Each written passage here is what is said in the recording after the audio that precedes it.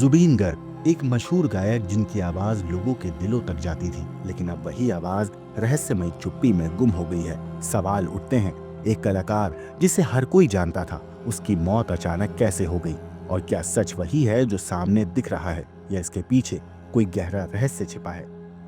इस बीच जुबीन की पत्नी गरिमा ने एक ऐसा कदम उठाया है जिसने इस केस की दिशा बदल दी है। उन्होंने पुलिस अधिकारियों को जुबीन की पोस्टमार्टम रिपोर्ट लौटा दी। हाँ, वही रिपोर्ट जो मौत की गुत्थी सुलझाने में अहम हो सकती थी। गरिमा कहती हैं कि ये उनका निजी दस्तावेज नहीं है और अब ये पूरी तरह जांच अधिकारियों के हाथ में है कि इसे सार्वजनिक किया जाए या नहीं। लेकिन सवाल यही है, क्या ये कदम सच्चाई को सामने लाएगा या और ज्यादा सवाल पैदा करेगा? गरिमा ने खुद कहा है, मुझे कानून की ज्यादा जानकारी नहीं है। अगर रिपोर्ट सार्वजनिक करने से जांच पर असर पड़ता है तो मैंने इसे पुलिस को सौंपा। पर क्या ये सचमुच जांच की निष्पक्षता को सुरक्षित करेगा या इससे पर्दे के पीछे कुछ छिपा रहेगा? दरअसल मशहूर गायक जुबीन गर्ग की मौत के मामले में एक नया मोड़ सामने आया है। उनकी पत्नी गरिमा ने शनिवार को पुलिस अधिकारियों को अपने पति की पोस्टमार्टम रिपोर्ट लौटा दी। उनका कहना था कि ये उनका निजी दस्तावेज नहीं है, इसे सार्वजनिक करना या ना करना पूरी तरह से जांच अधिकारियों के हाथ में होना चाहिए।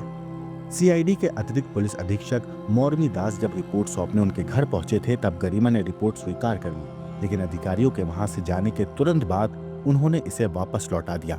गरिमा ने कहा कि उन्हें पूरी उम्मीद है कि इस मामले में चल रही सीआईडी की जांच सच्चाई को सामने लाएगी।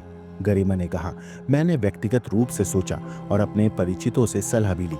मुझे लगा कि पोस्टमार्टम रिपोर्ट मेरा निजी दस्तावेज नहीं है, इसलिए मैंने इसे जांच अधिकारियों को लौटा दिया है। अब ये जांच एजेंसियों पर निर्भर है कि इसे सार्वजनिक किया जाना चाहिए या नहीं। उन्होंने कहा, वो निष्पक्ष जांच चाहती हैं। उन्होंने जल्द से जल्द सच्चाई के खुलासे की मांग करते हुए कहा, मुझे कानून की ज्यादा जानकारी नहीं है। अगर पोस्टमार्टम रिपोर्ट सार्वजनिक करने से जांच पर असर पड़ता है तो ये सही नहीं होगा, इसलिए मैंने रिपोर्ट पुलिस को सौंपना बेहतर समझा। उन्होंने जुबीन के बैंड के शेखर ज्योति गोस्वामी के आरोपों पर भी प्रतिक्रिया दी। शेखर ज्योति गोस्वामी ने कहा था कि जुबीन को सिंगापुर में जहर दिया गया था। इस पर उन्होंने सवाल उठाया कि यदि गोस्वामी को इसकी जानकारी थी तो वो इतने लंबे वक्त तक चुप क्यों रहे।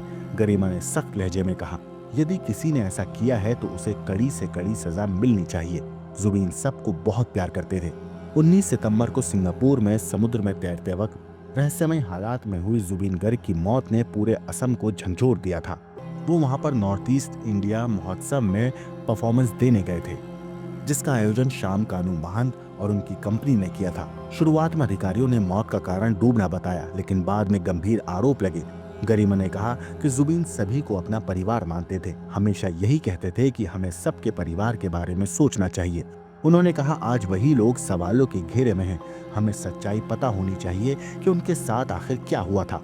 पोस्टमार्टम रिपोर्ट पुलिस के पास ही रहे। मुझे यकीन है कि न्याय होगा और सच सामने आएगा। उन्होंने कहा कि इस केस को निष्पक्षता से देखा जाना चाहिए, हर बात सामने आनी चाहिए। आजकल तरह तरह की खबरें फैलाई जा रही हैं।